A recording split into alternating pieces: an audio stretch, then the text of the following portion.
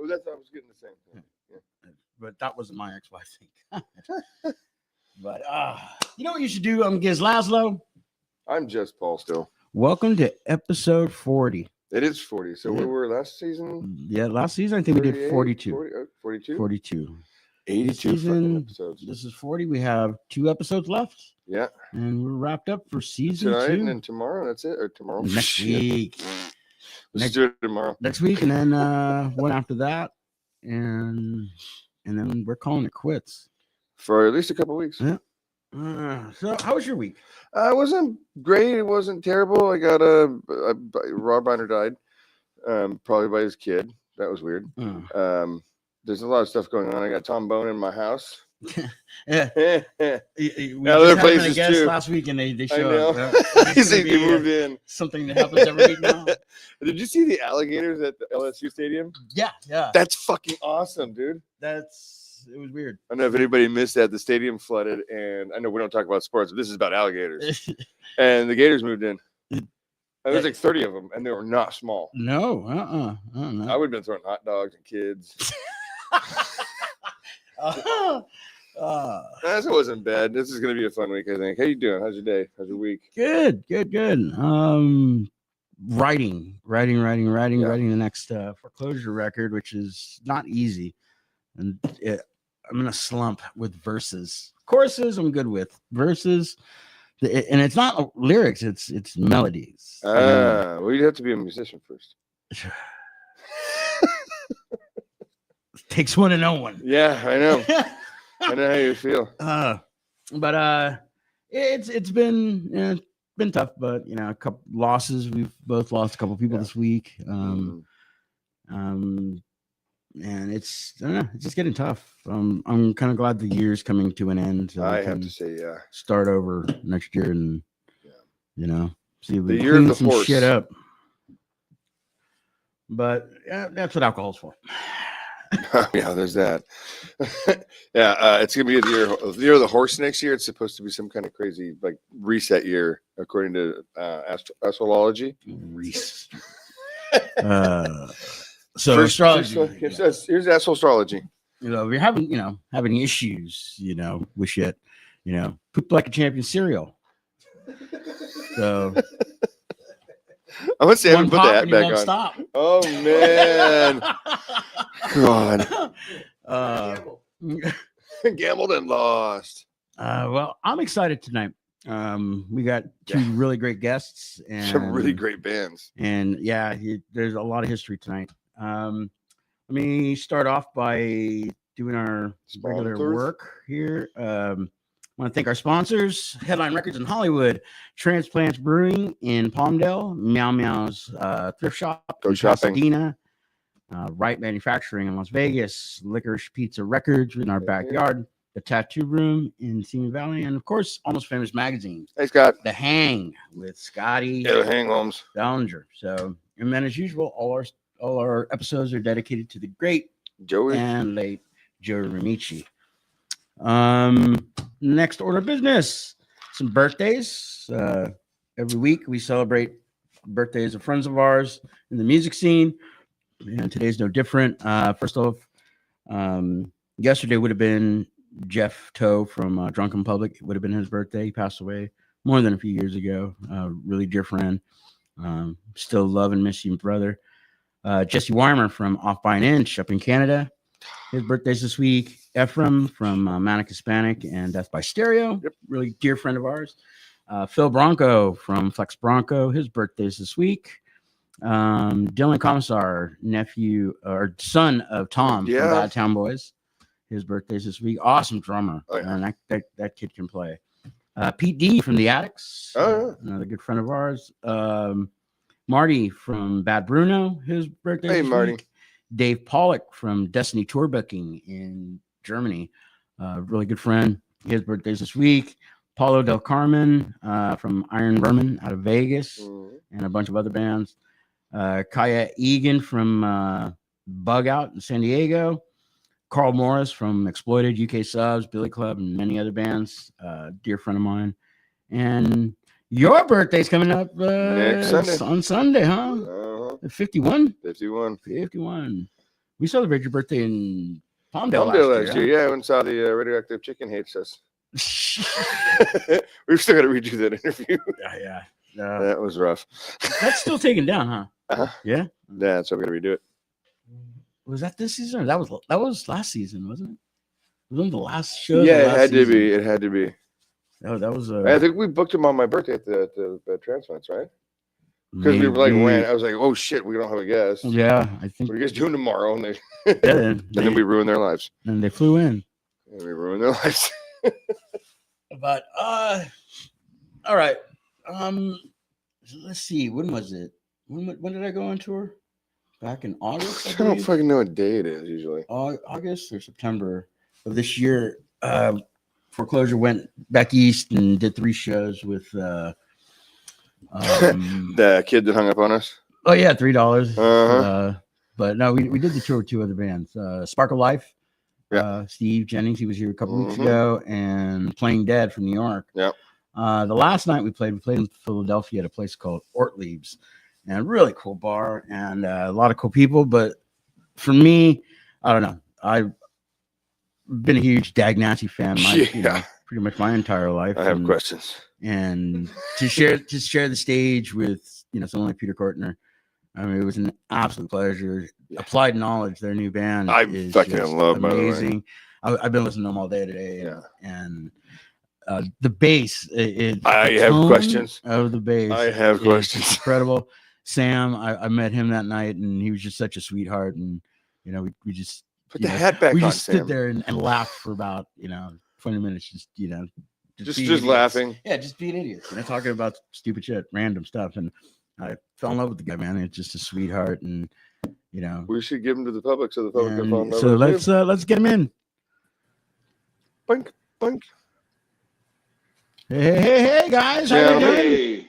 Hey, look amazing. Yeah, for being in your 90s, you guys are great. Thanks for the kind introduction, and thanks for singing Sam's praises. Sam had his birthday this weekend. Oh, he did, or it is? No, it was the 13th. It was the 13th. Yeah, we announced it last week on our show. We gave a shout out for your birthday. You said Uncle Buck though. Put the hat back on, Sam.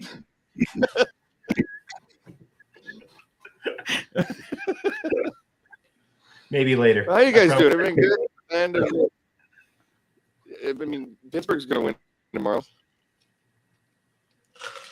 Right in his boards. What are you talking about? You guys are in Pennsylvania, right? Yeah. That's also Pennsylvania. Pittsburgh. No, we're in Philadelphia, and I mean, neither one of us really gives a shit about sports, but you can't bring up Pittsburgh. No, I know. Well, nobody told me this. He likes to set little booty traps for me. Brotherly love or doom and destruction? Really pick one. Sam, Get into it. Go ahead. You got anything to say about the Eagles? Go local sports team. Yeah. I am like Raiders yesterday though. I'm an unwilling Eagles fan. I wish I wasn't a fan. Every year I feel like I'm gonna have a heart attack at some point, and for what? It's not how I planned on dying. But that's all I have to say about the Eagles. Didn't they try to kill Santa one year in like the 70s? Oh yeah. Fortunately. Yeah. They literally they pelted him with snowballs because the fucking game was delayed. They tried to kill Santa. The brotherly love, huh? Brotherly fucking Brotherly love. It's tough love. Oh God. Okay, so we spent 20 minutes on sports. I know. I said, growing up, is this what you guys thought you'd be doing forever?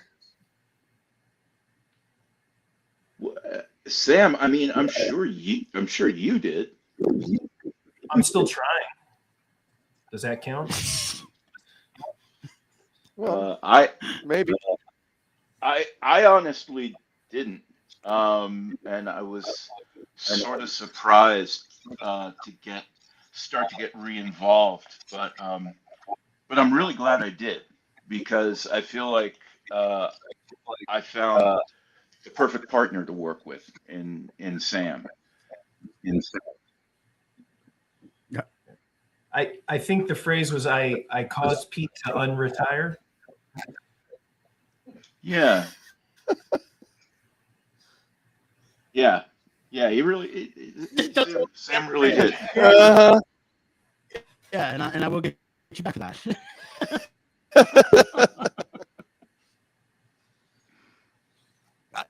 I have a myriad of questions. Why don't you start? Well, I would like, so like, okay, when did you guys get started? First off, and like in high school, you're playing in bands and playing out, doing that stuff. When did that whole thing begin? And then how'd you find your way to Dag Nasty? I mean, that's just awesome. So, I started getting into punk when I was in high school. I was in this art program. It was like half day art program, half day regular high school stuff, and that was where I met Joe Lally, and Joe Lally turned me on to a lot of great bands and a lot of great music, and it sort of developed from there. Joe and I tried to do a couple of things when we both got out of high school. Eventually drifted into other things. I know Joe ended up doing some kind of other music. I'm not sure what exactly. It's likely something pretty obscure. Um, and I while I was doing stuff with Joe, um, I was singing. But after I stopped doing stuff with Joe, I started trying to play the bass, and that was what I thought I was gonna stick with. And I'm a terrible bass player, but it doesn't matter. I really enjoyed doing it, and I was in a band that I really liked, and around that time, I was really getting into this new band in town, two new bands, Embrace and Dag Nasty. And I would go to see them every chance I got, and just was really blown away. Really enjoyed both these bands a lot.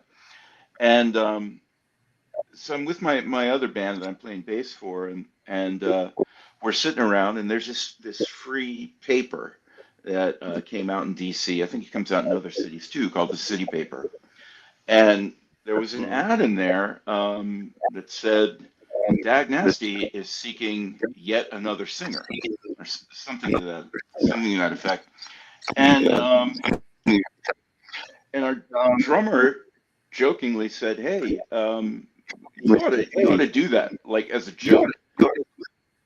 And so I did, and it was pretty much as a joke, but things being what they are, I ended up in the band, and the rest is history until the band stopped. And then there's just a lot of real life stuff, blah blah blah, not even worth mentioning, up until the point where I started getting together with Sam. And meanwhile, during all those years that I was doing nothing, what were you doing, Sam? Playing bass, trying to be in a band, going to Dag Nasty shows, pretty much, just those kind of things. What about all the years in between? Because I mean, one thing you guys don't know is that it in this area where we live, everything is 6 degrees of Sam. Like Sam has played with everybody or has recorded everybody. I mean, I cannot believe the number of people I meet who the first thing they say is, yeah, I did this or that with Sam back in the day, or even recently. So Sam has been doing a lot more than trying to be in a band and going to Dag Nasty shows. Like over the years, he's really built something up. There are a lot of people in this area who they really owe what they're doing musically today to Sam and the way he supports musicians, the way he just supports people. I was weird because Kevin Bacon called me asking about Sam. Well, yeah, he's also from Philadelphia, so I mean, it probably makes sense. We're probably connected somewhere. Well, you did a band with Kevin Bacon at some point, right? Just briefly. Yeah.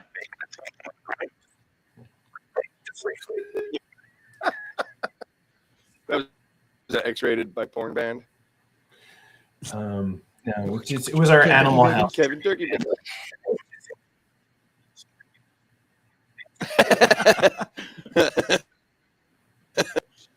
So you go from Dag Nasty. How was that? That had to be great. Like, you're not in some small band at that point. Well, you're actually probably doing a lot of touring and recording, right? I apologize, guys. You're kind of cutting in and out on me. So run the question by me again. Oh, so we'll just get into a band like Dag Nasty. I mean, you're at that point. That's not a small band. You're probably doing a lot of touring, recording. You guys got your faces on t-shirts. Well, so I get this. The thing with Dag Nasty is, yeah, we were doing a lot of touring. We were doing fairly well. I'm not a musician. I don't get the music scene really well. I don't get how the music scene operates to approach it in any kind of professional sense. I'm completely at sea. So for me, when Dag Nasty ended, that was sort of like it. Like that whole shit kept sailing away because I didn't have the first idea of really how to do anything if I wasn't in that band. And I tried to do something that ended up as like a recording, a band called Los Vampiros, which I mean wasn't really a band. It was just four guys who decided to do this record, and like we did one show. But for a long time, that was really the extent of it. And I wasn't trying to get back into it because like I said, I'm not a musician, and wouldn't have the first idea about how to get something rolling unless somebody else sort of had the idea and was willing to take me along.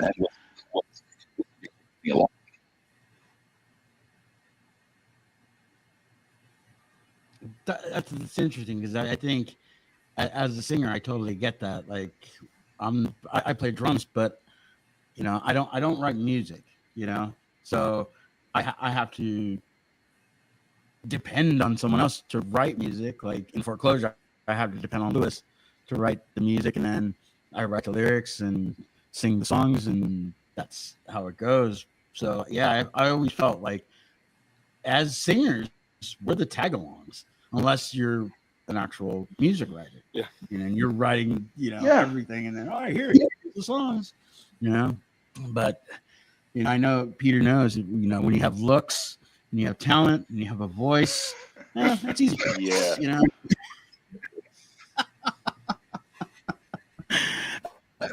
Sam, how did you get?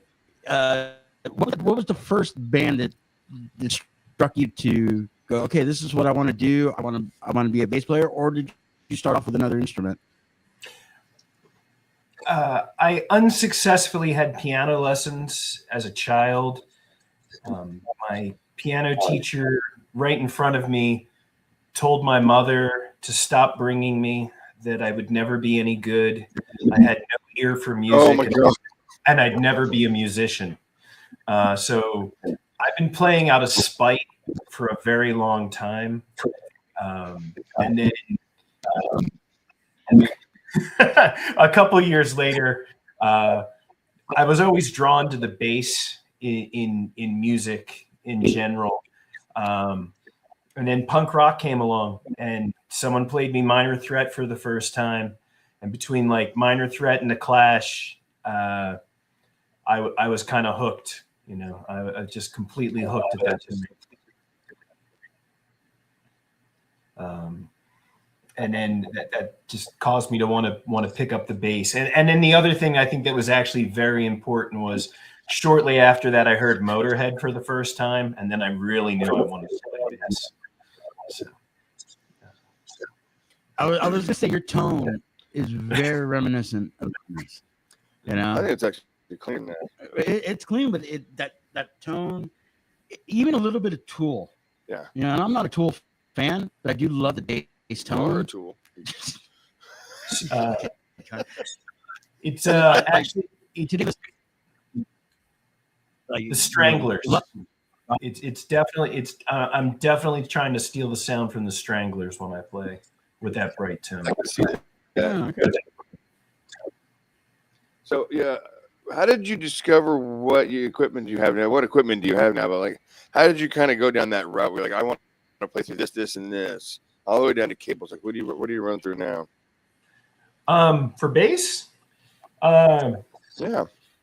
I've gone through a lot of things over the years, but I've kind of settled on the fact that because I use a lot of chords and I use a bit of overdrive, and I definitely like a lot of treble. I've kind of settled on the bridge pickup of a jazz bass. So most of the time when I'm playing or recording, I'm just using the bridge pickup of a jazz bass. And other than that, just Fender, fresh strings, sharp picks, and old tube amps. But it's really that simple. That's all there is to it. Yeah. I don't use pedals. I just, my pedal board consists of a tuner. Yeah. Yeah. And it's just. You don't know what that is. A tuner? Yeah. Well, it's not your voice.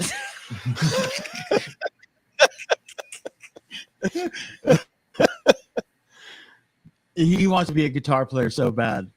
Uh-huh. You got an amp in here, and every Monday I have to hear him. Scrape. Nothing to get evidence to. He's really good at pick slides. I'll give him that. No, I'm actually terrible at this. So how long ago did Applied Knowledge start? 2.5 And what's the years. story behind it? 2.5, huh? Yeah. So you guys have been along just as long as Foreclosure. Yeah, they're good. Where I'm gonna, Except for Lewis, he's good. I'm gonna knock. Oh, Walt's pretty good too. Mark's pretty good. Well, So 2.5 years. It's an interesting thing about Foreclosure, though, because it seems to me like you guys came out of the gate like really quickly. Like I wondered about that. Like, did that project start with a lot of music like that somebody brought to the table? Because you guys recorded like. Lewis and I have been writing together, off and on for 34, 35 years now. And when we had a band called For Sale, we were going to record a record, and our bass player and our guitar player and our drummer didn't show up. They were in another band that I used to be in, and they were, pretty much doing both bands. We had a recording session planned. They totally flaked, like no call, no show. We ended up recording one song instead, and it was just an acoustic version. And we actually did it for Lewis's mom, who had recently passed away. And maybe about a year later, Lewis and I were talking, and Lewis said, you know, we have all these songs.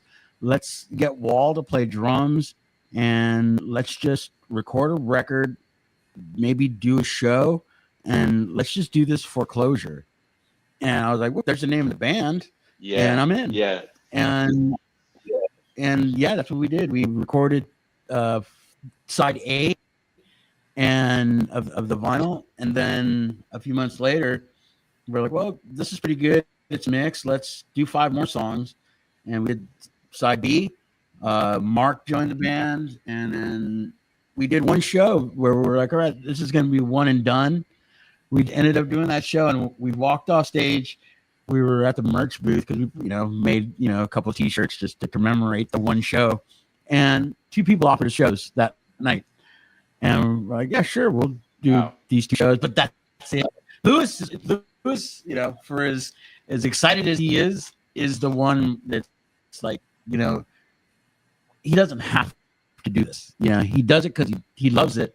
But, for it to be a career or anything, he was the one guy I was worried about the most, that, like touring and, going out of town, he was going to say no.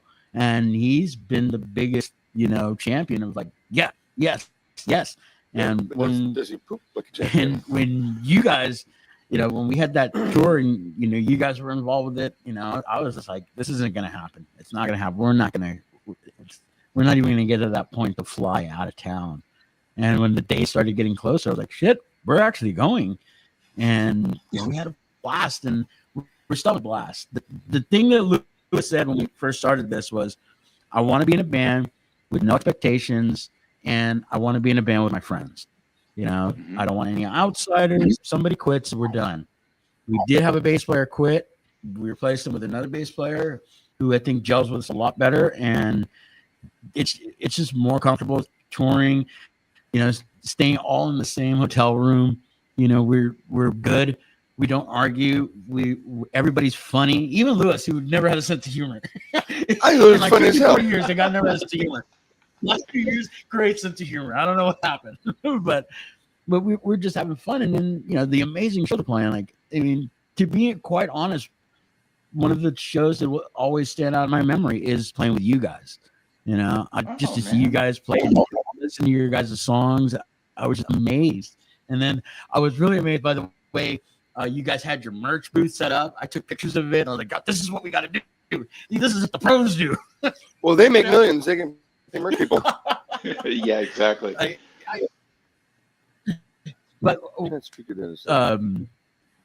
Pete, when you finish your set, the one thing that will always stick in my memory, and it really hit me hard that night, was you got off the stage, you're putting your microphone away in your little case, and I came up to you and I tapped you, and hey, great show.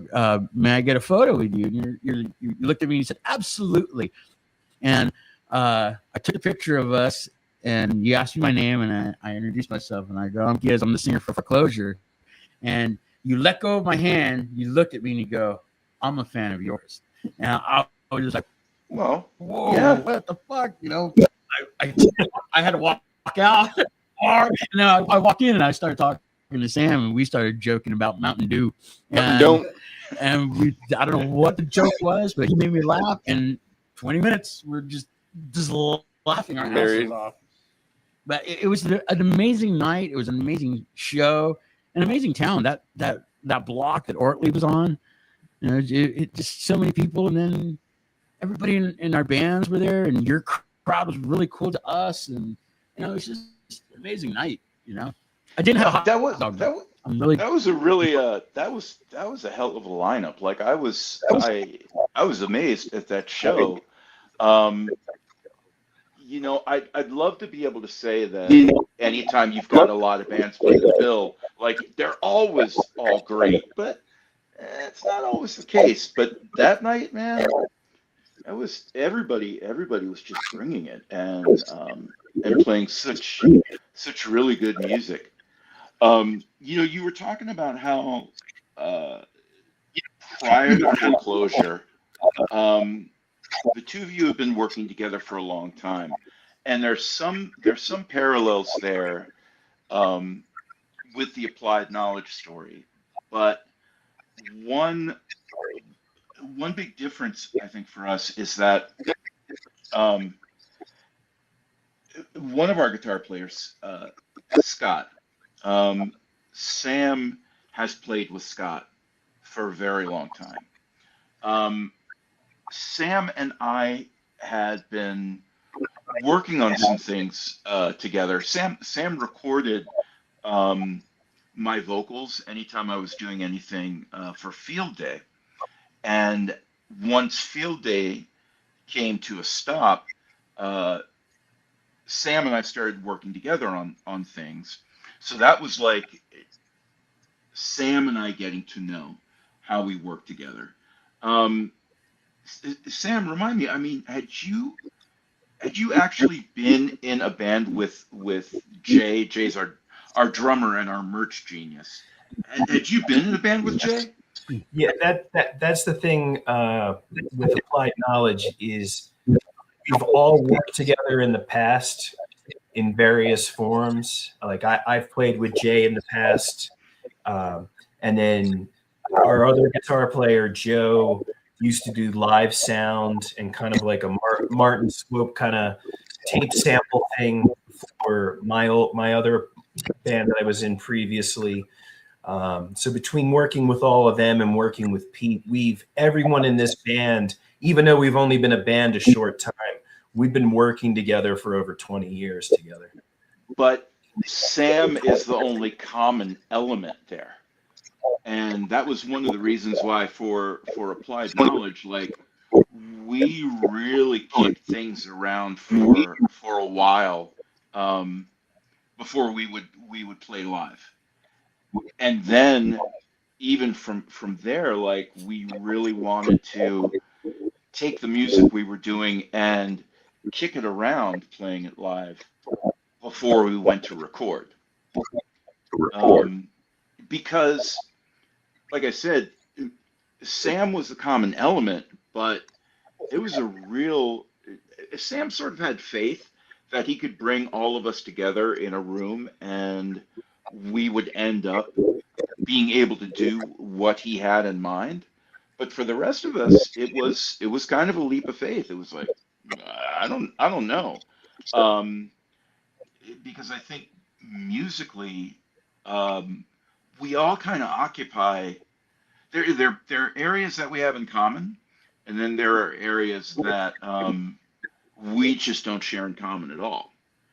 And I guess Sam was aware enough of all of that that he could see how the commonalities would make it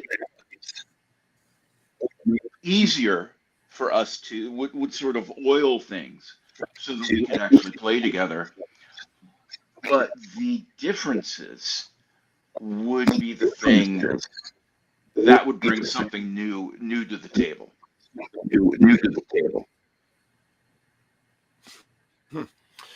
I mean, I like it. It's kind of like Kermit the Frog in the Muppet movie. I had like a bus and I was driving down the road and I just started collecting people along the way, and I got the right people together and got really lucky. All right, what is Gonzo? Joe. Oh yeah, Joe is definitely Gonzo.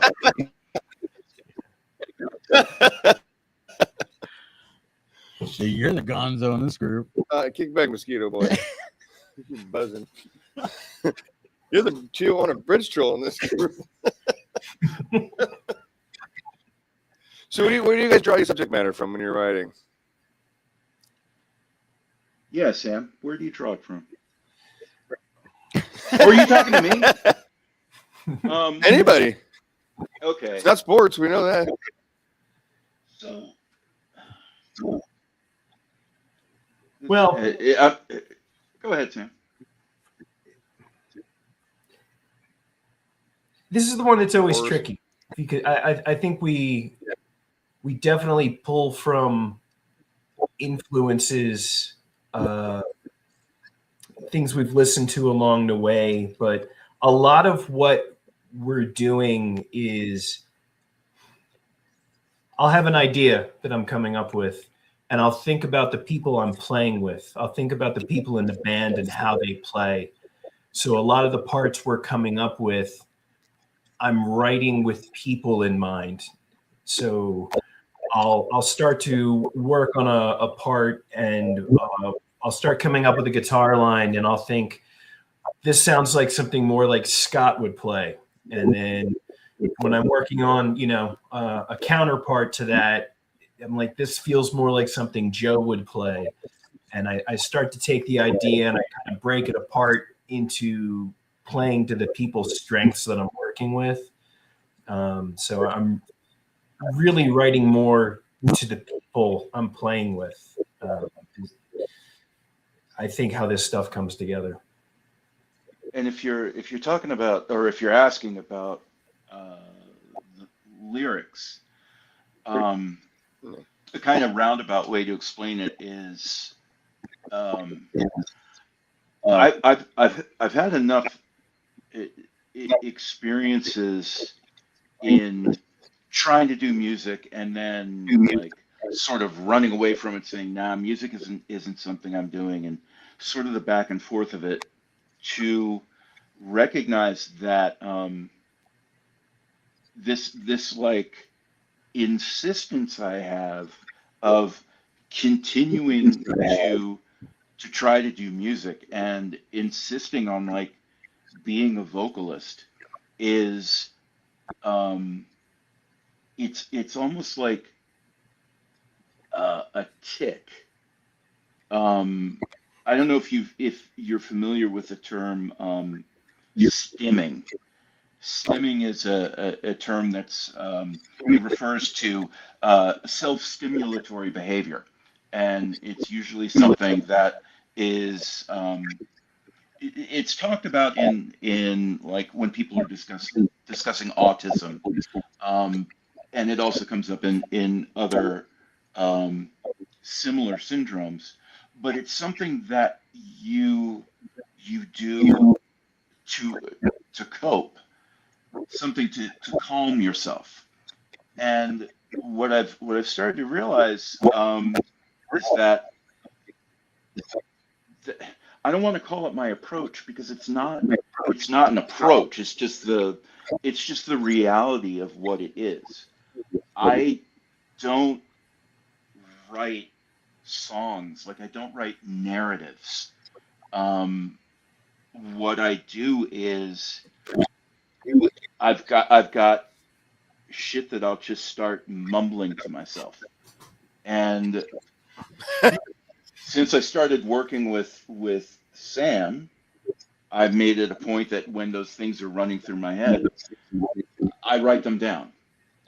And I just keep like a book of all these different things that run through my head. And then when he has a song, I start to piece it together. And I don't worry too much about the meaning or the story. And it's not to say that there isn't a meaning or a story in there, but I just trust that all of this nonsense that's coming out of me is all a result of one body of experience. So there are going to be through lines between all of these songs, and there may be things within a song that lyrically, at first glance, you can't imagine how one has anything to do with the other. But somewhere down the line, maybe it'll take a year, maybe it'll take 10 years, I'll start to figure out, oh, now I actually understand why these two things are together. It's about my mom, or some shit like that. And I mean, that's so what I bring to the table is a mental health issue. And luckily Sam is like a safe place to take that and put it to some kind of good use, or at least if Sam finds it a good use. And when we're writing, we no longer think about, is this a verse part? Is this a chorus part? Because even if we structured the song that way, Pete's going to completely ignore it and just. I mean, not always. Not always, but we have some conventional. Look at Criswell. True. Criswell's pretty conventional, but it's not a given. And the nice thing is, nobody ever insists on anything. Nobody ever says, well, this doesn't make sense. Where's the verse? Which part is the chorus? They're just like, and the key to that is the way our practice is set up. They can't hear me. So they generally have no idea what I'm doing until we actually get the record. And that gives me carte blanche. I mean, Sam knows, but the rest of the guys don't. Now they do. No, they're not watching. That's the difference. No, but it wouldn't make any difference if they're watching or not, because they still have no idea. But with foreclosure, we rarely rehearse. I think we rehearsed less than 10 times since we've been together. We'll do a rehearsal before a run of shows, and that's it. If we have like a pretty big show, maybe we'll have a rehearsal, and that's 2 hours. Do the set twice, and then piss off because the guys don't like to rehearse. If you know your part, if you know the songs, you know the songs. Do your homework, And to me, it stifles me a little bit because I can't like try something. It's like, okay, I got to nail it. I got to sing it. I have to know exactly what I'm doing if I'm going to, if we're going to do the song. Because if I don't rehearse the song before a rehearsal and it comes out like shit, then someone's going to say, okay, that's out. Take it off the set list or we're not doing it, and it kind of sucks, but I kind of get it. And I kind of like it, but we don't have a structured rehearsal schedule, and recordings, are pretty straightforward. Lewis and Wall do their thing. I'll do a scratch take. The other guys will do the bass guitars, and boom, they're done. And then I'm a little bit lucky sometimes because I'll record the main lead vocal in the recording studio and then take a rough mix of the song, take it back to my studio, and I'll do all the backing vocals, all the harmonies and everything else, on my own time. And then I just send the stems back to the engineer, and then it gets mixed. And I'm, I don't like to be there. And a lot of times now, especially with foreclosure, the whole band's not allowed to be at a mixing session. It's either one person or just the engineer and producer. Just let them do it. If we have notes, you write the notes, you send it to them, and things can get fixed that way. But there's no fighting, and I think that's kind of the. Yeah, that's just blown me away. How do you guys do on tour? Like, have you ever been to each other's throats? No, actually, the last time we had a run of shows, and I was kind of hoping for. Now I realize we're all older, and it's not going to be a party the whole time. But before we hit the Delaware state line, everybody was asleep with me driving, and I was just quietly listening to a podcast so I didn't wake everybody else up. They just you put them in a van and they fall asleep. Yeah. You mean a chair? Everybody takes their Geritol and yeah. Dinner at 4. Dinner at 4. It's actually not.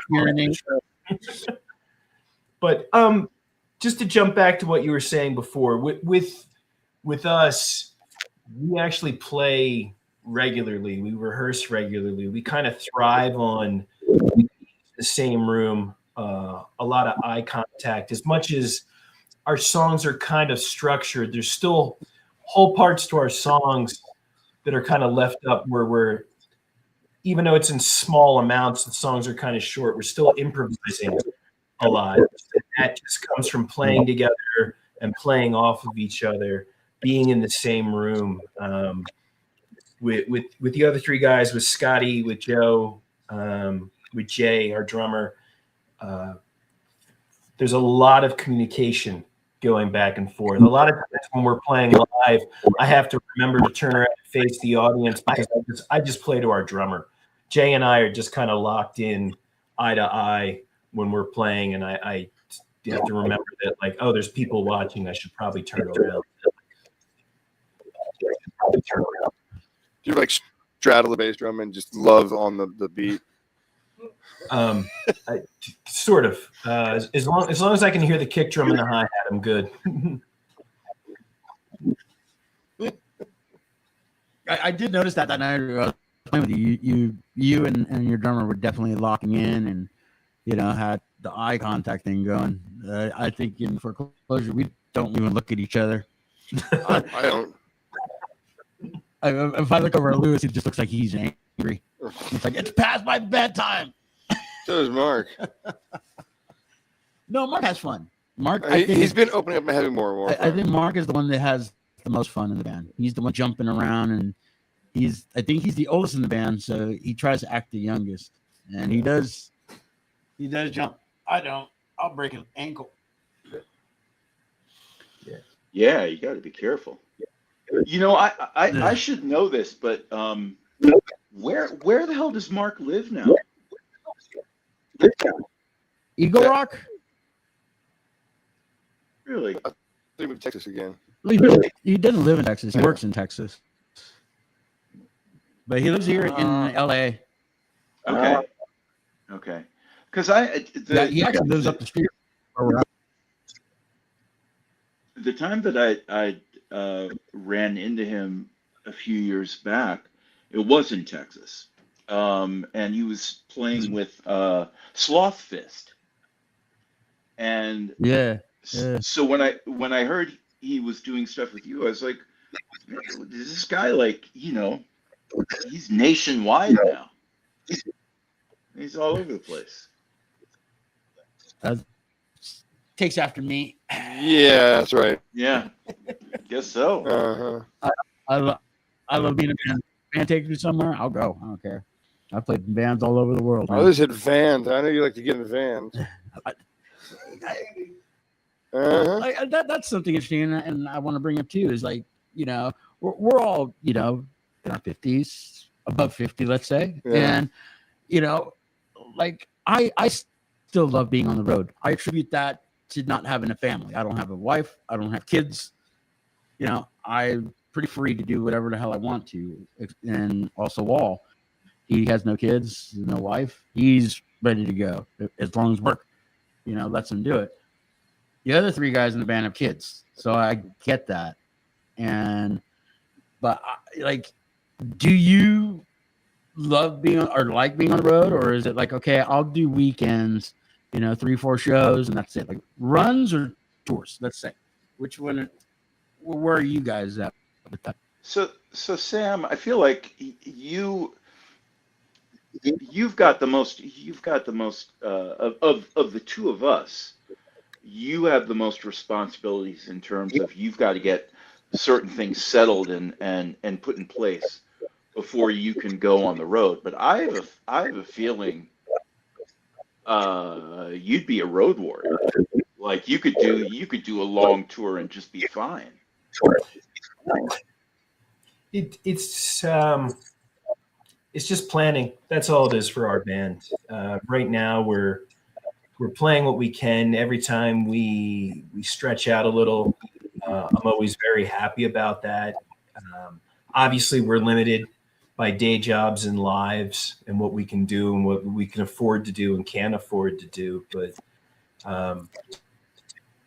at the same time, every time we get out and we get to another city, it just feels good. It feels like every time we can go a little farther, and every time we go a little farther, we run into someone that wants us to go even farther.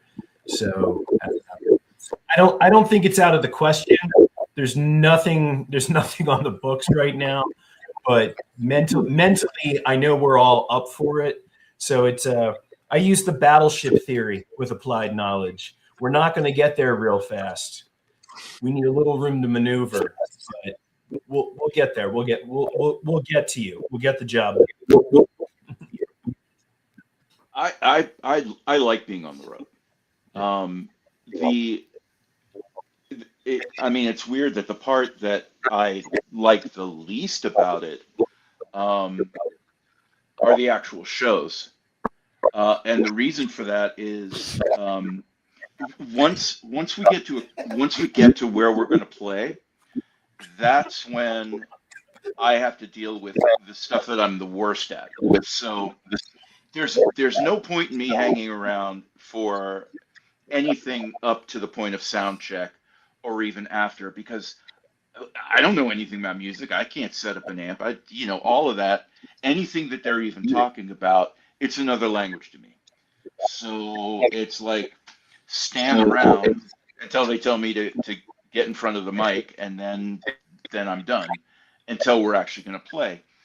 I'm also shit with small talk, and if you talk to me like in person for any length of time, you'll see me start to like kind of like hit myself, or I'm muttering to myself, because I'm constantly, with every other thing that I say, thinking, why the fuck did I say that? What an idiot. That was such a ridiculous thing to say. Like, I'm going to be going completely nuts once this podcast is over. Like, the next hour is just going to be me tearing my hair out. So all the time up until we actually get on stage is just a horror for me. And then you get on stage and it's like, oh, well, now it's no big deal. I know what I'm supposed to do. I can't see anybody anyway because the lights are always right in my eyes. So I just feel like, it's no big deal. But the part that I really love is the actual traveling part, especially if I'm with people who, I really enjoy being with. That's always cool. And I would do that again in a heartbeat. And we generally take a handbook with us, so that way someone is always kind of watching Pete, because he'll wander away from the venue. He'll get distracted by something, and next thing you know, he's trying to hop a rail car with a bindle on his shoulder. So we try to make sure that we have someone that like keeps an eye on him. We've actually started making plans just to get a giant road case to keep Pete in. So when we get to the venue, like a sarcophagus, and we could just open it up and like Pete out and have him ready to go, and then put him back in the road case so we know where he's at, and we don't have to worry about him wandering off. He's always like one step away from just becoming a hobo. Pretty much. Do his kids know this? It doesn't get much closer than they could hang from the freeze, though. Oh God. He is hobo. Yeah. He owns that. He's hard to keep, to wrangle in. I'm weird. Yeah, I'm the same way with Foreclosure and any other band I've been in. I'm the wild guy, and in Foreclosure, like, there's rules. Nobody drinks in the band except me. So as soon as they start hanging out drink tickets, I just get the big smile, and everyone just looks at me. Here. Yeah, I'll have a beer once in a while. One drink. Yeah. Definitely, by the end of the night, everybody's looking for me. Dude, it's 2:30. Yeah, I left back you. To the hotel. Remember last year, I left you at fucking Transplants. Yeah. I am not uncomfortable talking. I love talking to people. Oh, we know. Fans, friends, family. It doesn't matter, man. If they're at the show, I always, being in the UK subs, Charlie always said that, the reason we do this is because of our fans. Without the fans, we're nothing. And if you're going to be in the band, you need to realize that you're acting on our reputation. Yeah. So be a gentleman. Always be a gentleman. And well, I mean, you push that boundary pretty good. In the subs, I am a gentleman because it's their band. Yeah. In Foreclosure, I am an asshole. I love having fun. You know, I love joking with people. Sometimes I get out of hand. Sometimes I offend people with my language. But you know, it's the company you keep is how you speak. So I speak at a third grade level. I have 3 tuxedos. You own a tie? Yes, I do. I go to court a lot. You guys ever had like a knockdown, drag out in the van kind of moment? With ghosts? Not yet. That was a devious. Not yet. Not yet. He's already on it. Fucking hell on, Sam. Sometimes there's tension. Sometimes there's tension. Yeah. But it's rare. It's rare. And I don't think actually I take that back. There was one time in our band history where someone was not being particularly civil, and it was me. I remember one particular evening where I was being even more of a turd than usual, and I think that we ended up having like a bit of a hiatus after that. Like it was that bad. It was that bad. But we came back stronger than ever. But yeah, I guess as long as I keep an eye on myself, I don't think they're. I think everybody else is kind and polite and cooperative. I can't see Sam even raising his voice for any reason. He'd just stop talking. Oh, it's in there. It's in there. The thing is, our level of band problems, they're not problems compared to things that have happened in the past. Like they're not problems. If anything, like I can't state this enough, and I don't get paid to say this. I'm very lucky to play with these guys. It is effortless. It's like playing with old friends, and there's just all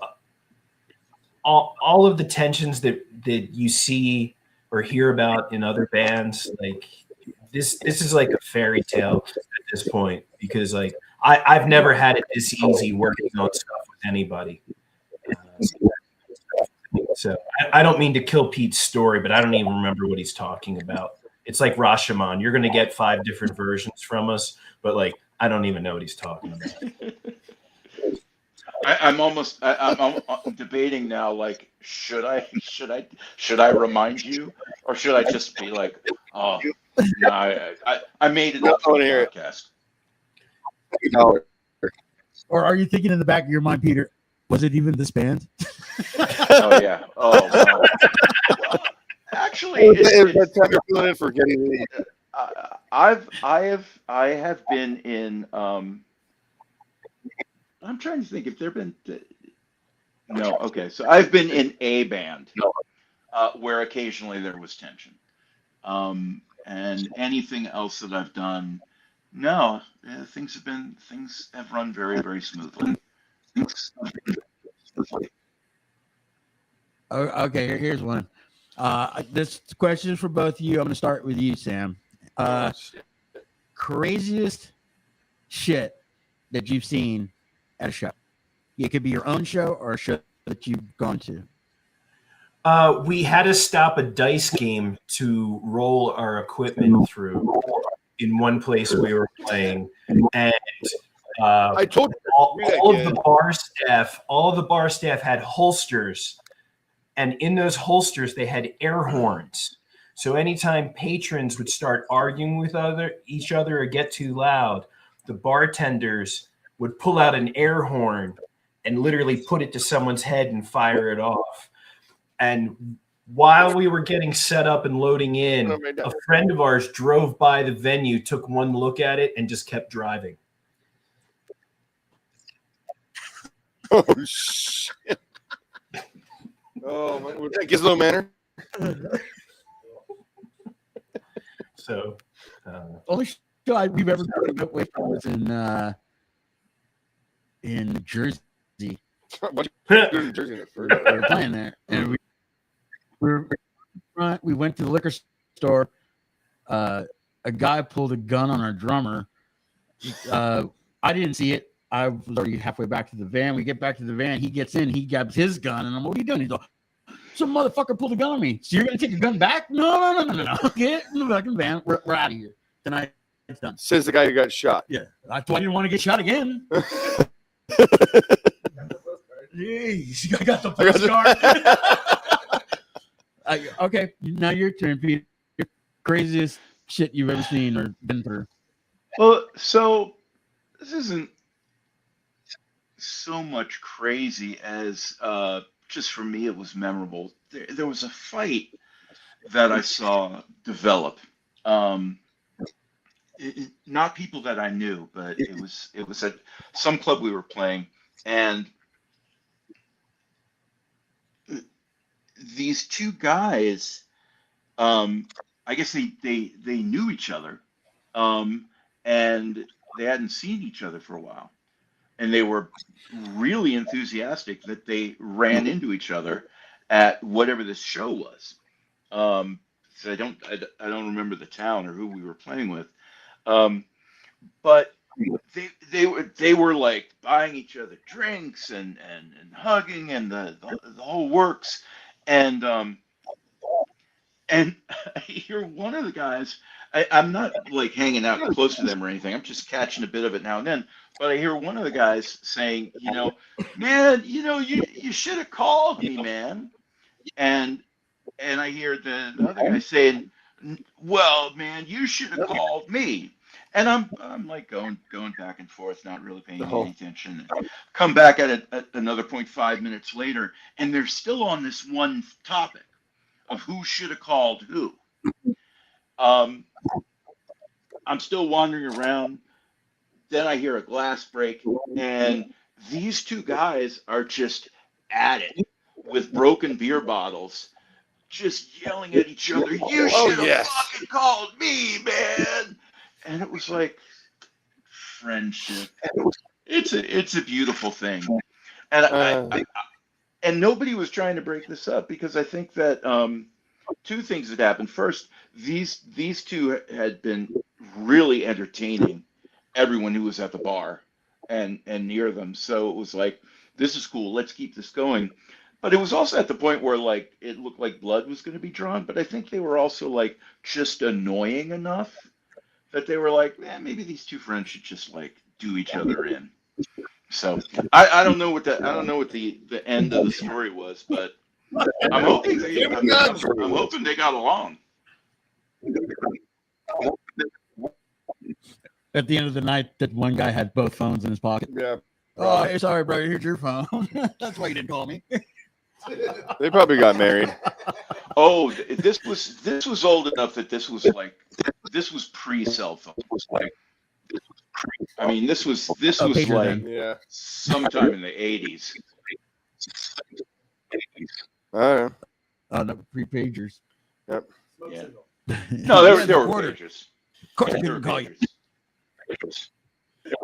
Oh man. Okay, best show you ever been to? Sam, you go.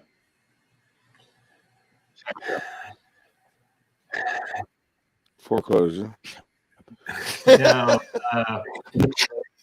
Wow, thanks. I was setting that up. I was waiting for this one. Summer 1992, Trenton City Gardens. Fugazi played back-to-back nights. It was like 1,000 degrees in there each night. Each night they played a completely different set. It was just mind-boggling. So, Was it? and then my second favorite, if I can throw that in, the loudest show I've ever seen. Up in Brooklyn, there used to be a place called L'Amour's. I saw Motorhead play in the late 90s. I had earplugs in, and my ears were still ringing the next day. Wow.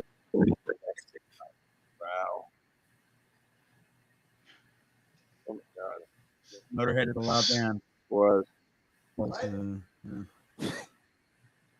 Real quick, Sam, what was the first band? What was that? Ozzy. Oh, Yeah.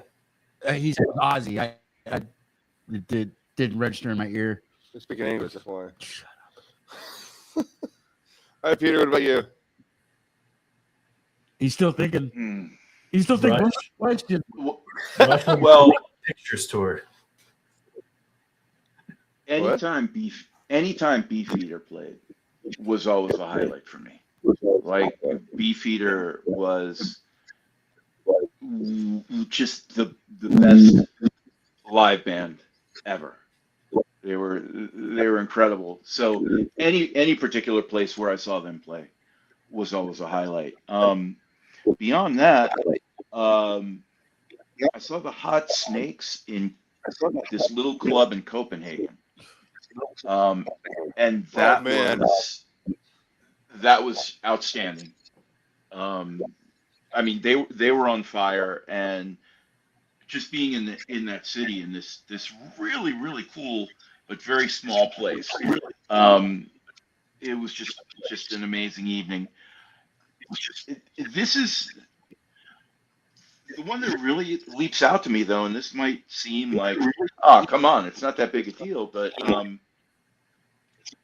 I think 2 years ago, I went to see the Damned in Connecticut, in Norwalk, Connecticut, and Damned, if that wasn't just the best show, I felt like a kid.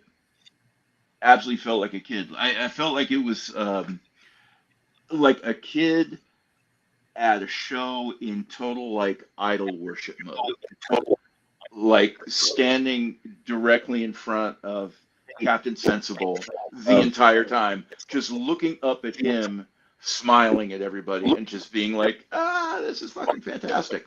And they were amazing.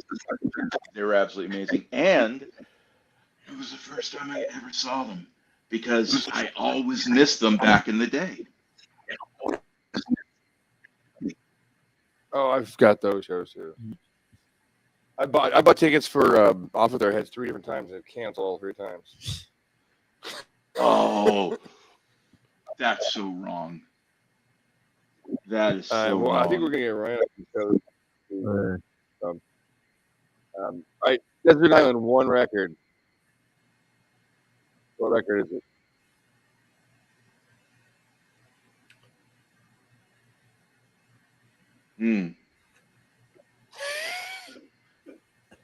Sandinista. The Clash. Okay. Oh, fuck yeah. Okay, that's a good one. That's a good call. Dr. Sam? Just one? Yeah, just one.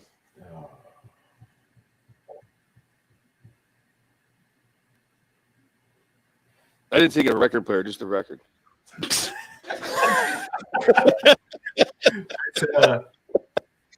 That's always a tough one, because it's going to change. Like, you could ask me today, and then tomorrow it'll be different. Just one record. Shellac Action Park. Oh, that's a good one. Well, I would have one or two, but it would be either Nebraska by Springsteen or I went there. I remember replacements. What do you got? Home Again, Doughboys. There you go. Now, if you're actually talking about a record and no record player, then I'll change my answer to Siren by Ronnie Spector. Just Zeppelin. I was trying to target practice. I use it as a weapon.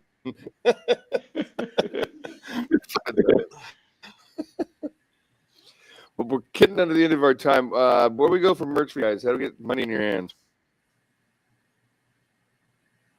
What do you say, Sam? Bandcamp's always a good place to start. Applied Knowledge, bandcamp.com. Yeah. And you can find us also at uraniumrush.com, uraniumrushrecords.com. Right on. You guys got anything planned coming up soon?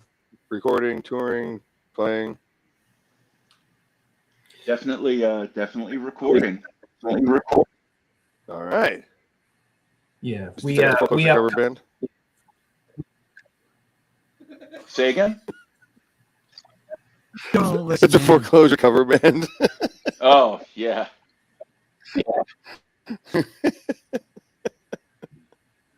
We have a new song that's going to be coming out on a local comp early 26, and then we're looking at spring 26, going back down to Baltimore to try to work with Jay Robbins again to do record number 2.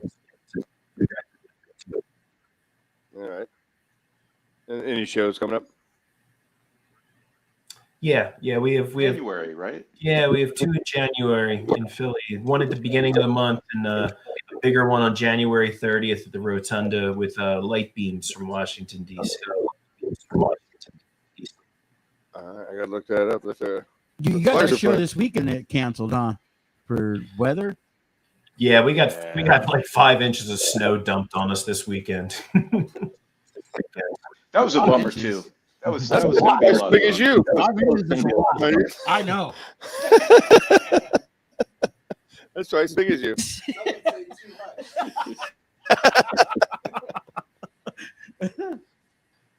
All right, one last question. Dead or alive, who would you want to play with? And not in the weird sense. But like if you could sing for anybody, Peter, Sam, you could play with any band, like dead or alive, who would it be? And don't say dead or alive.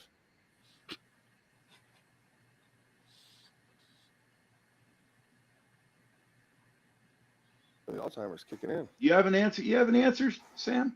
I got an answer. I would get to work with Joe Strummer. Yeah. One of the most humble performers I've ever seen in my entire life. So I'd love that. Would have been amazing. The Mescalero stuff was yeah. I had the privilege of being at their last American show. Friends of mine were opening up for him. It was just an amazing night. Yeah. I can't imagine. Yeah, I've got some of his live stuff with Mescaleros, and it's just fantastic. Yeah. I want to see. I would want to see this band called Veronica Screams. They were some kind of hair metal band. I think they were from like Bethlehem, Pennsylvania. And I don't know when in the late 80s or 90s I saw them or where. I think it was in Philadelphia. I don't know anything about them except that they had a song called Daddy Doesn't Know. And I just want to relive that moment of hearing the guy sing, Daddy Doesn't Know, over and over again. I'm sure that that's probably the best song ever written. Oh. Uh-huh. That's my answer. I'm sticking to it. Right on. So it's not Stairway to Heaven. Not even close. Led Zeppelin, yes or no? Oh, fuck Led Zeppelin. Sure. Yeah, why not? Sam? When I'm in the right mood, yeah. We have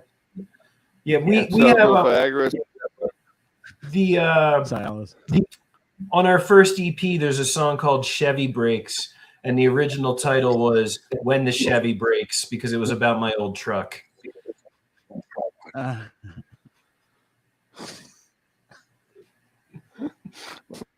Myself.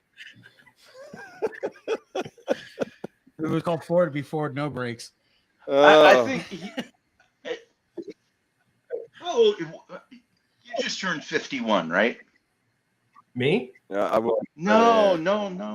You just turned 51, and you don't like Led Zeppelin. Okay, I think that makes sense. For the band, I can't stand Robert Plant's fucking voice. Yeah, here too. If they had Paul Rogers singing for them, it'd be amazing. Should they have Taylor Swift? I'll give you that. They'd be fucking really amazing. I think I'm just ancient enough that I grew up with that band, They were sort of like 52. a reality. Well, I'm 61. So Yeah. so they were like a reality for me. So my attitude towards them is just like, they're just Led Zeppelin's just a fact of life. Yeah. So I mean, but yeah, I agree. Like I really when love I think Aerosmith. They're just on. sure, yeah, Aerosmith is great. Of course, I say that, and it's like I only want to hear like maybe the first 3 or 4 records, but Toys in the Attic is amazing. You know who should sing for Led Zeppelin? Robin Zander. Oh, you actually know what? Rod Stewart would probably sound pretty good. I love Rod. Rod Stewart would be fucking awesome. Yeah. Rod Stewart with the faces there, that would be really fucking cool. I would love to hear a duo. Rod Stewart and Peter Criss from Kiss. No, we're leaving Kiss out of fucking everything also. No. If you need that much makeup, man, you got problems. You need makeup. I don't need makeup. You need makeup, my friend. I need a haircut. White. I need a haircut, baby. T-zone, motherfucker. T-zone. Is there a band though that wouldn't be better with Rod Stewart singing? Maybe not Queen. Thin Lizzy. Fugazi. No. Thin Lizzy. No. Oh, you don't think Fugazi would be better with Rod Stewart? Absolutely. Oh, yeah. But like again, you can't take the Phil Lynott out of fucking Thin Lizzy. There's no way. No, that's true. By the way, Fugazi Osbourne, brilliant. Fucking Fugazi Osbourne. Yeah. Oh, I did not know that. I did not catch that today when I was on the fucking thing looking at the stuff. Oh, you want to know? Okay, you know something? Until you said it aloud, I didn't get it either. And I've seen that written down for like a million years. It never occurred to me until you said it. Sam, it makes fucking sense. hey, man. Sam, that is brilliant. Those are my Absolutely brilliant. We got this. It's just two of my favorite things. It's like peanut butter and chocolate. I keep looking at you guys. I see Uncle Buck and Anthony Bourdain. I just can't help myself. Put the hat on, Sam.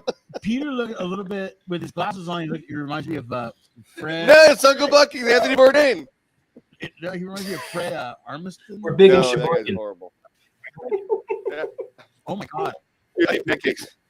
Come on, Uncle Buck. I want waffles. He's like the Led Zeppelin of I don't know what. I don't know. Uncle Buck. He's like the Led Zeppelin of breakfast. Breakfast Zeppelin? That doesn't sound bad. What would it be? Did you honestly just say the Led Zeppelin of breakfast? Because now I'm not gonna be able to get that out of my head. This is the Led Zeppelin of breakfast. Yeah. The Led Zeppelin of breakfast. Yeah. Oh, this has gotten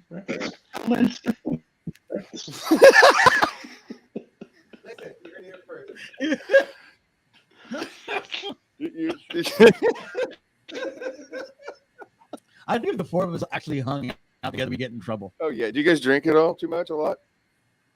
No.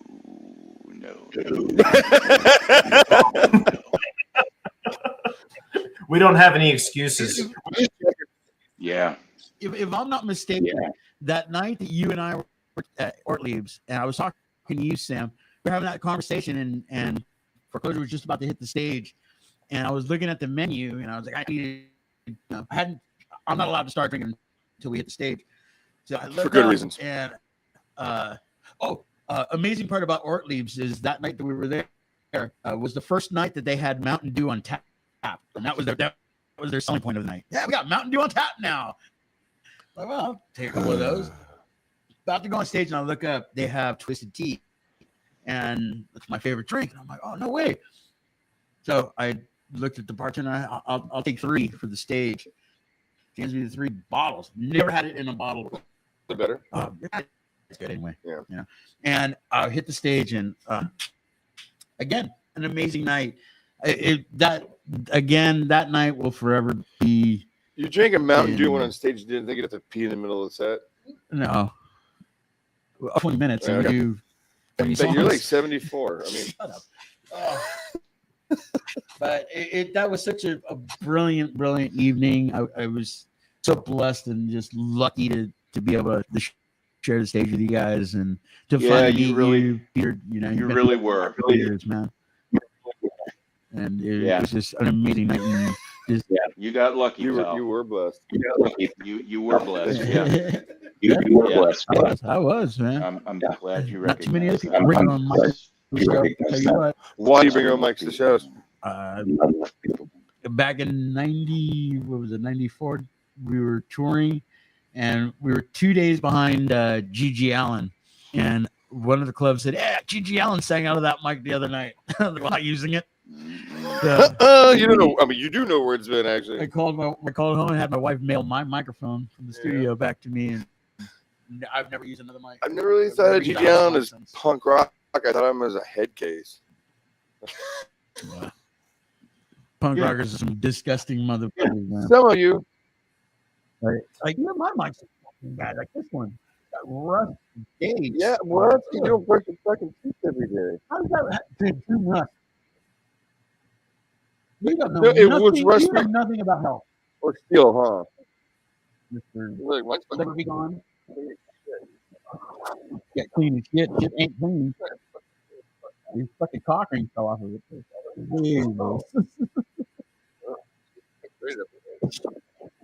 Any final thoughts, Chris? Go to hell.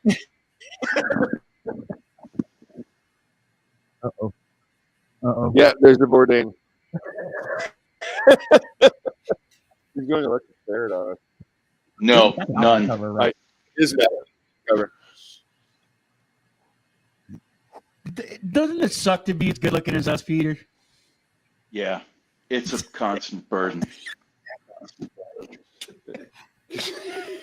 Magazines keep calling. Men's Health keep calling me. Men's Health keeps calling about your beard to know where the birds are.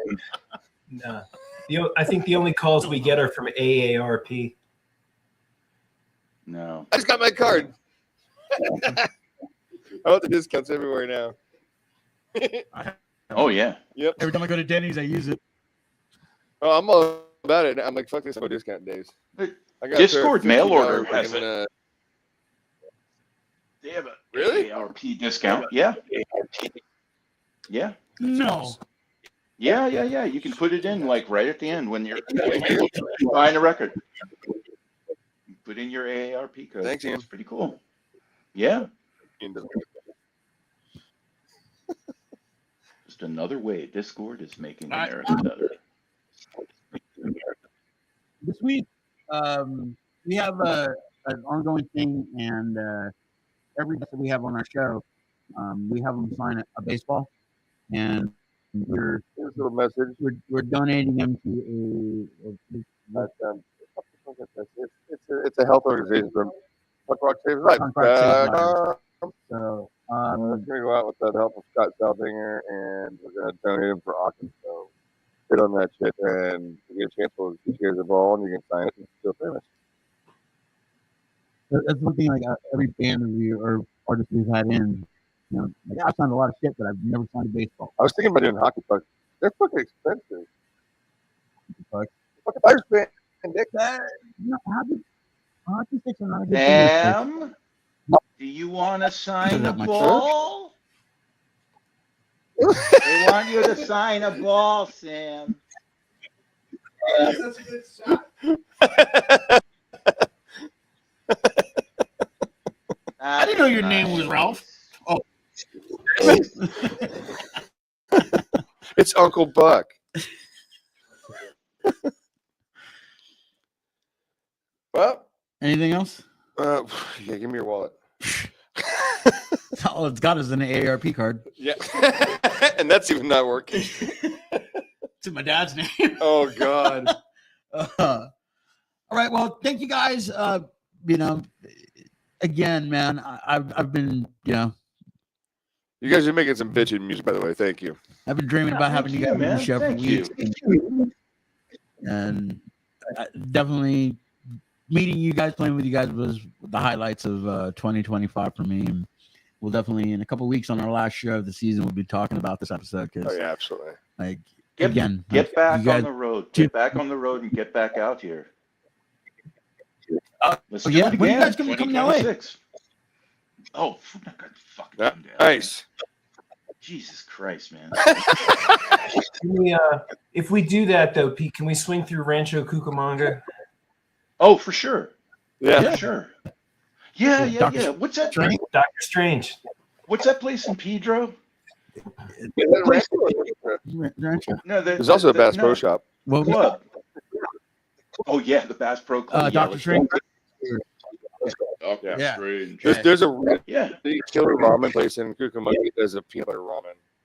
It's fucking good. I know it doesn't sound right, but it is so goddamn good. I like peanut butter whiskey. I do. I like peanut butter, whatever the fuck. Don't get me started. I'll put it on my. You ever have a peanut butter chili hamburger? Yep. Good. Really good. Best in the world is mayo, Captain Crunch, ham, strawberry jelly. I fucking try it. I try Monte Cristo. I try it. It's fucking good. Chubbier than I am, and you wouldn't eat that. There's a lot of things this fat guy don't fit in his mouth. Yeah, not very much. Oh my God! Can you please put that on a T-shirt? I would wear a T-shirt that said, "Oh yeah, there's a lot of things this fat guy won't put in his mouth." That's a conversation starter. Well, you know what? Isn't that the name of your new album? What size do you want? I will send it to you. Yeah. Oh, double XL, of course. XL, got it. I'll write it on my notes. That's your hat. That's your Christmas present. Wait, we're doing Christmas again? I thought okay.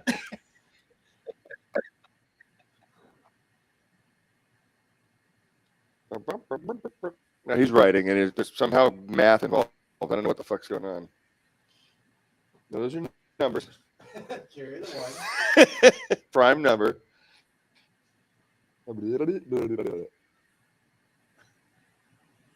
You don't have any idea what you're doing. He's got really pretty handwriting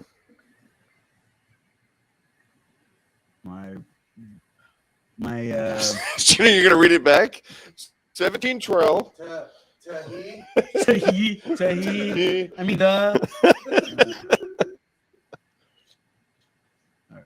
Yeah. Note to self. All right. Right. We got it. Christmas is coming. Off air, I'll get your address. So All I right, can talk to you guys. Santa Claus. All right. We're gonna put you in the green room for a little bit.